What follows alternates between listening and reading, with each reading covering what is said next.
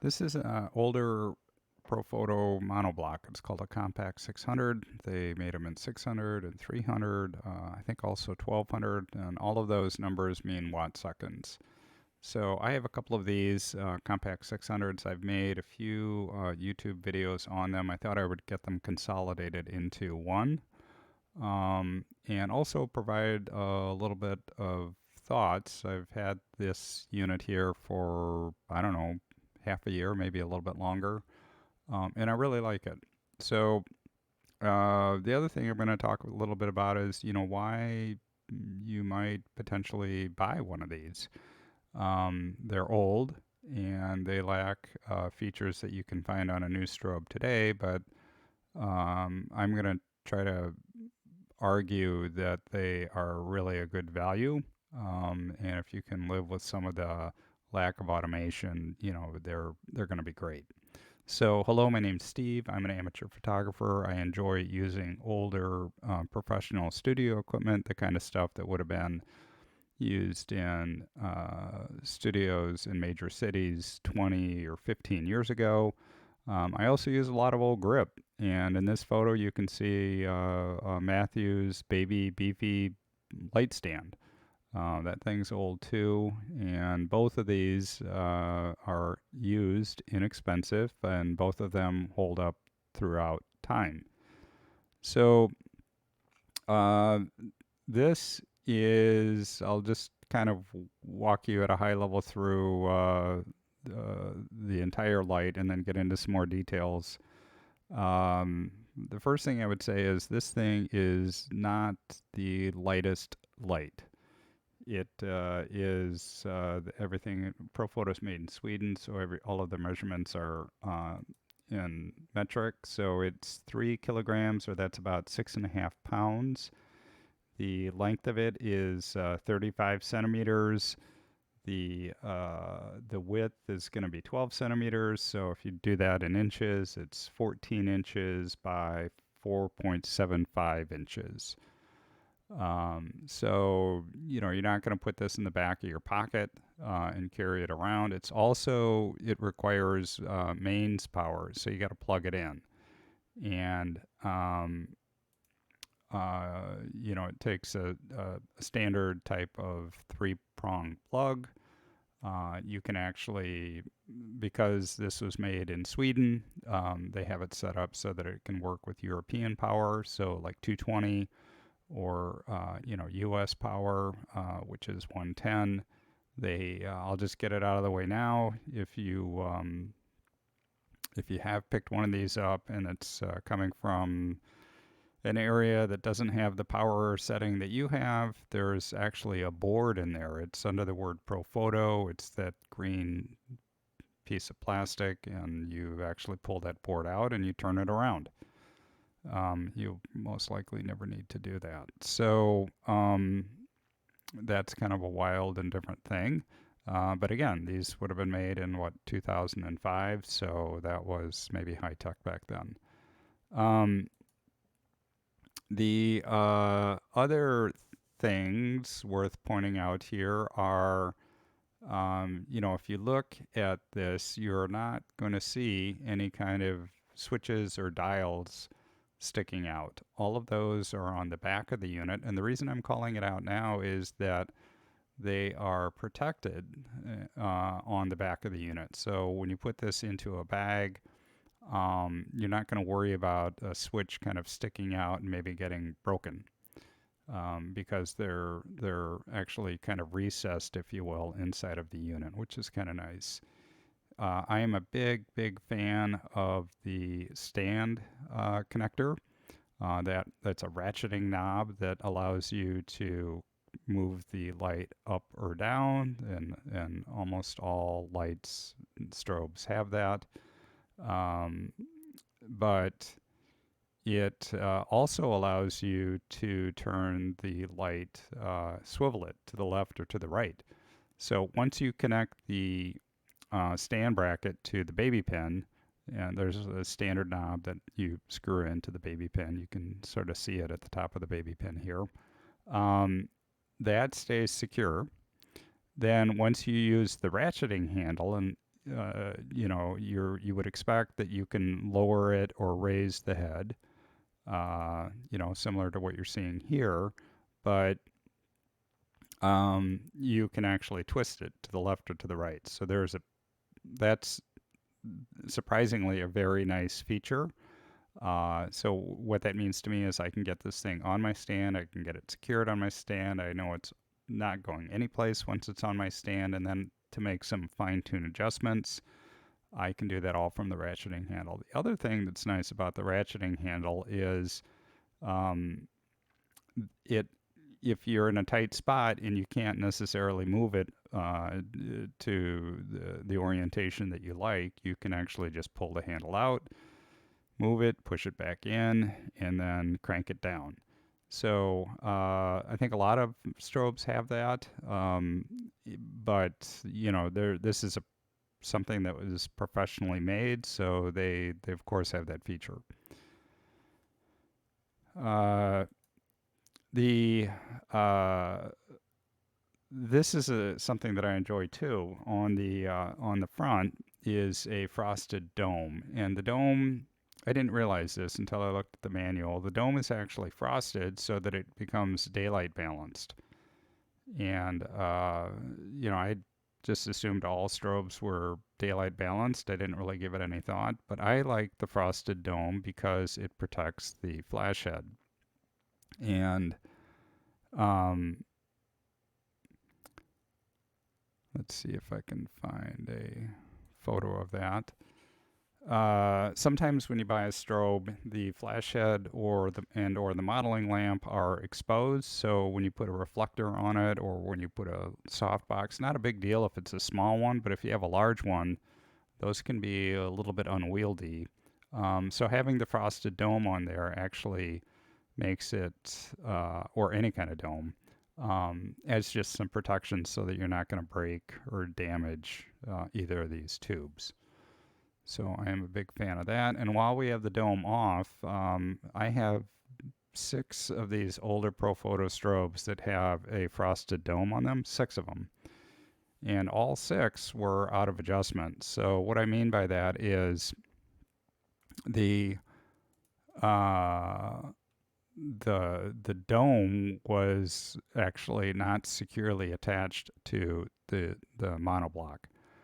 And the way that you get it back into adjustment and make sure that it stays secure is with these springs that go around the dome. So the springs come off. It's fairly intuitive if you stare at it. And then if you take a look at the frosted dome at the bottom, there's 2 cutouts. There's 2 holes that are in the clear space of the frosted dome.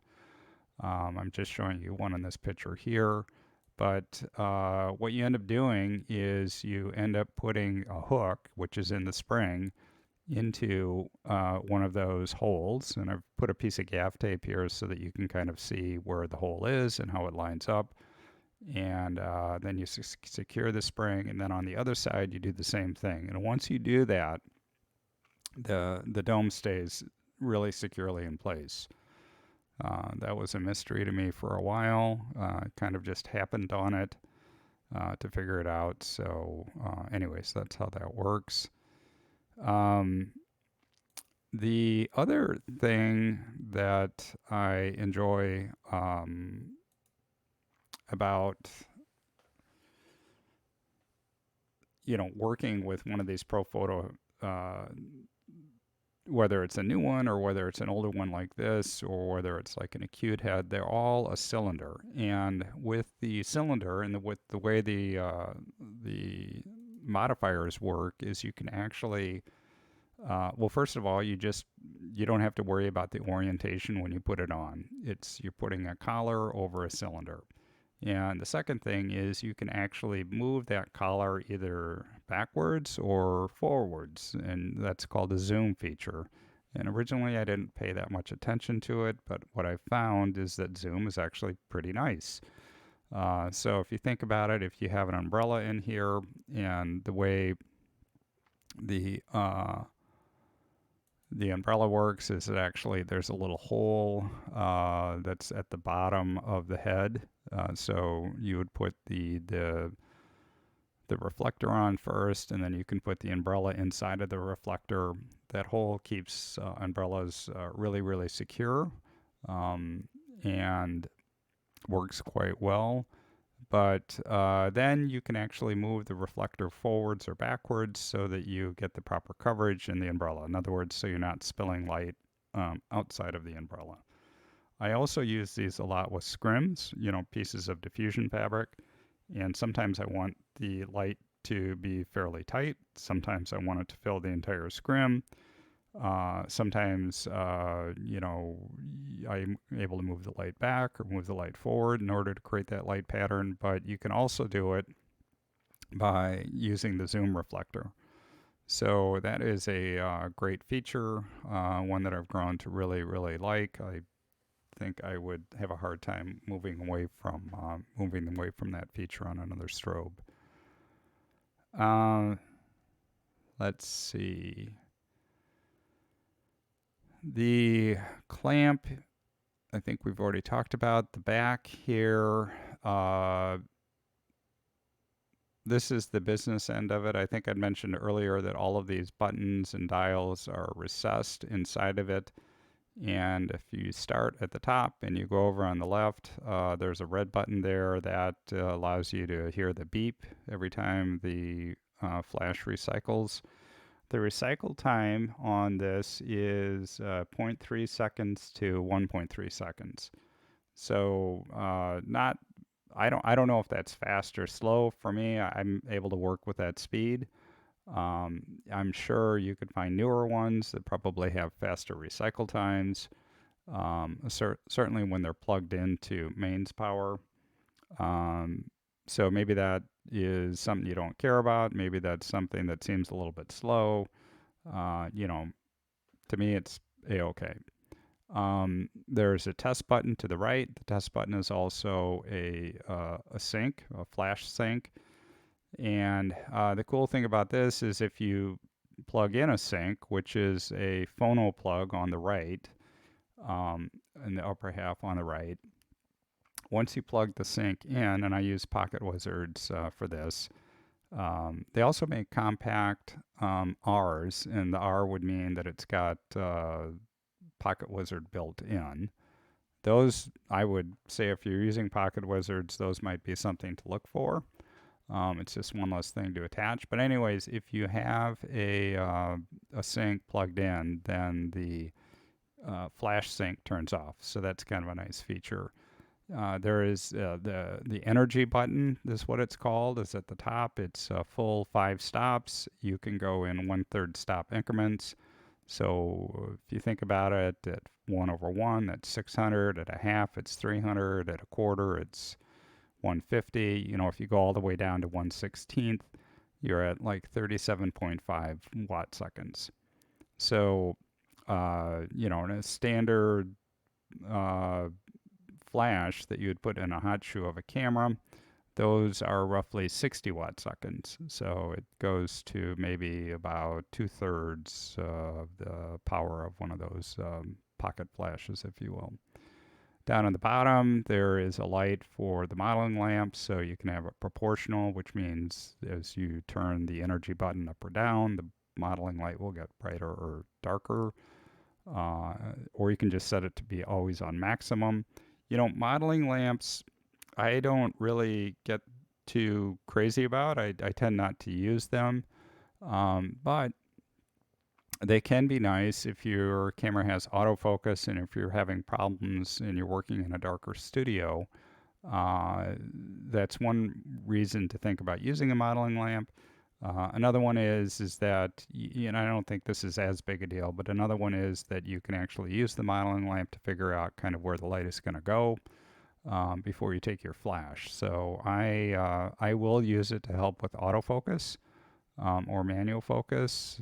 I don't like to use it that often because it's a quartz bulb and those things get like super hot. And the modeling, if you buy one of these without a modeling lamp, it's not a big deal. The quartz bulbs are not that expensive. The flash tube, I think those can be expensive, but not the quartz, light bulb. that is for the modeling lamp. And then there's a power button on the right. Um, so fairly straightforward on the back of this. And as I said earlier, all of those buttons and knobs are conveniently recessed into the head, so it adds a little protection there. Um, and yeah, I mean, one of the ways that I use these is I use them as a background light. And what you're looking at here is a baby plate. It's a steel plate with a baby pin on it. It's on top of a half apple box.